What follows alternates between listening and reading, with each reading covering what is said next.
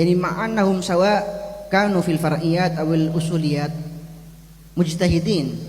Yani hatta ka'anna tadhakkarna fi ba'd al-ibarat allati qara'na fi kitab at-tariq al-islamiyah li Syekh Abdul Fattah Qudaish. Ni dzukar hunak qaul anna madam al-wahid shadiqan wa mukhlishan yani fi madhhabih yani mu'taqidan sihhat madhhabi fa ma'dzur. Yani walau kana fil masail al-qadiyah. Yakni jadi inti pertanyaannya, mengapa kok para ulama kita hanya mentolerir perkhilafan dalam masalah far'iyah saja dan tidak menerima perbedaan dalam masalah ideologi atau aqidiyah. Padahal baik dalam masalah ideologi atau fikih ini sama-sama mujtahid dan sama-sama bisa masuk pada keumuman ya. Qaul ulama idza ashabal mujtahid falahu ajran wa idza akhta falahu ajrun wahid. Hadha soal awal. Wa tsani ya sidi ma huwa al-mi'yar yani lina'rif anna hadhihi al-mas'alah far'iyyah aw usuliyah. Yani misal ana ba'da ikhwani salafiyyin qalu anna at-tawassul lil-istighatsah wa ziyaratul qubur wa ghayr dhalik min al-masail al-qadiyyah ma'a annana yani i'tabarna hadhihi al-masail min al-masail الفرعية يعني اعتقدنا أن هذا النوع من أنواع الدعاء يعني توسل الاستغاثة. Jadi apa standar agar kita mengetahui permasalahan ini termasuk masalah far'iyah atau usuliyah, seperti perkhilafan yang terjadi antara kita dan orang-orang salafi, seperti ketika mereka tidak menerima pendapat kita tentang masalah tawassul, istighatsah dan lain sebagainya karena mereka meyakini itu adalah masalah usuliyah. Sedangkan kita meyakini itu adalah masalah far'iyah. Hada hal hunak mi'yar lina'rif anna hadhihi al-aqdiyah أو usuliyah. جزاكم الله خير. الجواب عن السؤال الأول، كيف نقول إن الخلاف لا يقبل في القطعيات مع أنه المخالف في القطعيات قد يكون معذور وغير مؤاخذ إذا كان قاصد وجه الحق، هكذا إذا بذل جهده في تحري الحق.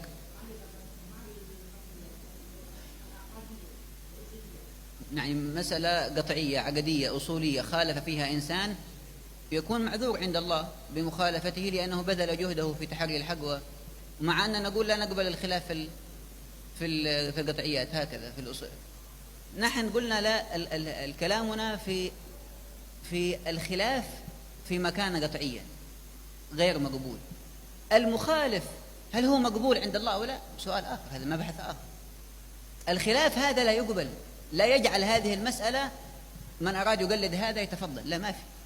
المسألة الحق فيها واحد، بعض من خالف فيها هو عند الله مقبول في الآخرة، هذا كلام ثاني.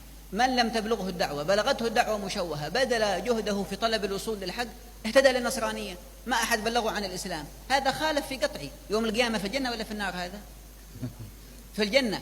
إذن هذا مقبول عند الله، لكن الخلاف الذي خالفنا فيه غير مقبول عندنا. ما نجعل أنه اللي يبغى يروح هذا الدين أو هذا، لا، ما في. مع أنه بعض من ذهب إلى القول الآخر، إلى المذهب الآخر، هو غير مؤاخذ في الآخرة. غاية الأمر أن هذا معذور بخطئه، وعذره بخطئه لا يجعل ما أخطأ فيه مقبولا عندنا حتى نجعل الخلاف فيه معتبر. فهناك فرق بين كون المسألة مما يقبل فيه الخلاف أو لا، وكون المخالف فيها ممن يمكن أن يقبل عند الله بأن يكون معذور أو لا. Masya Allah, luar biasa. Nah, tafadhal ya.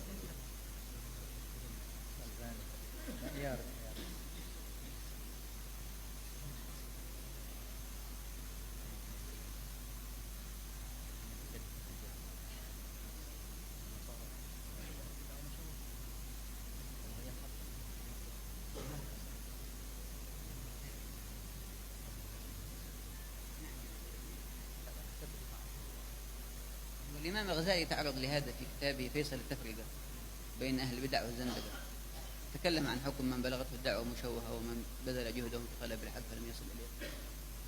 Baik.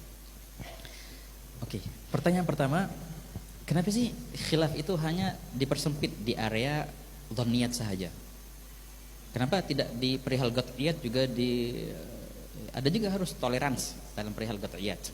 Terutama mereka kan sudah mencari kebenaran ya, berusaha untuk mencari kebenaran. Nah, jawabannya begini, mari kita bedakan antara dua perkara. Ada namanya khilaf, ada namanya mukhalif. Mukhalif isim fa'ilnya ya. Orang yang khilafnya. Dua pembahasan yang berbeda itu, ikhwan. Khilaf ini yang kita terima adalah khilaf di perihal dhanniyat sahaja. Bila mana perihal yang qat'iyat itu kita tidak menerima khilaf itu. Artinya apa? Kita menyalahkan dan kita tidak mempersilahkan orang untuk mengambil pendapat kedua atau ketiga. Karena khilafnya tidak dianggap karena perihal qat'iyat. Inilah yang kita bahas tadi barusan. Nah, adapun yang ditanyakan oleh yang bertanya, itu beliau membahas masalah mukhalif, orangnya. Kalau seandainya orang itu sudah berusaha mencari kebenaran, tahu-tahu ya salah, nanti ya urusannya nanti sama Allah Ta'ala. Bisa jadi dia naji, ikhwan. Bahkan lebih dahsyat, bukan cuma qat'iyat dalam perihal Islam saja. Beliau menyebutkan contoh yang luar biasa. Dalam mencari agama pun ada khilaf. Maksudnya, kalau seandainya ada orang Nasoro atau orang kafir yang dia mendengar perihal Islam, balagatu dakwah, ini kalau bahasa tauhidnya dakwah musyawwahah, ya kan, dengan gambaran yang salah. Dia mendengar perihal Islam dengan gambaran yang salah. Dia sudah berusaha mencari, tapi itu yang ia dapatkan. Coba tebak, ntar di akhir nanti dia kemana? Ke surga? Iya, ke surga. Oh, orang kafir, orang kafir. Karena dia berusaha untuk mencari kebenaran.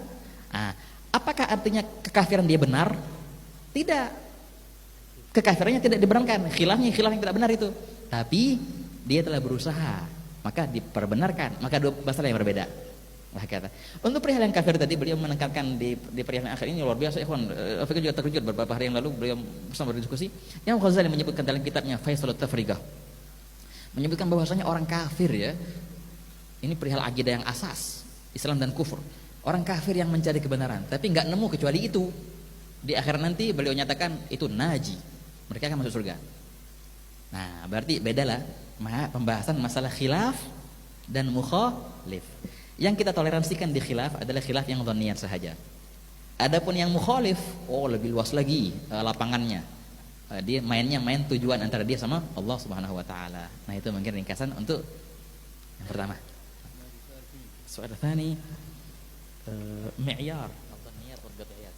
المعيار أن تنظر في الأدلة إن كانت قطعية في الدلالة بحيث لا تدل على خلاف هذا المعنى المختلف فيه، لا تدل على خلافه أبدا، بل تدل عليه بطريق الصراحة، ولم يكن في ثبوتها ما يمكن أن يكون سببا في عذر من خالف في ردها بأن كانت متواترة، ومع هذا دلالتها على مدلولها دلالة قاطعة ليست فيها يعني تدل بالصراحة، فهذه قطعية. كيف تعرف هذا؟ مسألة اختلف فيها أهل العلم المعتبرين قديما وحديثا، ليست قطعية قطعا.